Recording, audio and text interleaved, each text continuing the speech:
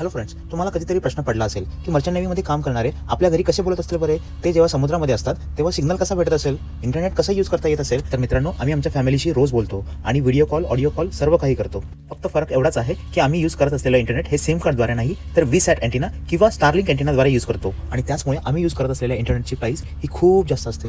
आम्ही समुद्रात असताना आम्हाला 3 अँटेनाद्वारे नेट भेटतं. एक FBB अँटेना, FBB अँटेनाद्वारे आम्हाला ओके इंटरनेट भेटतं. सेकंड आहे VSAT अँटेना. VSAT अँटेनामुळे आम्हाला मॉडरेट रेटचं इंटरनेट भेटतं. Moderate rate in the sense we can do video call. And third आहे Starlink. Starlink, thank you so much for Elon Musk.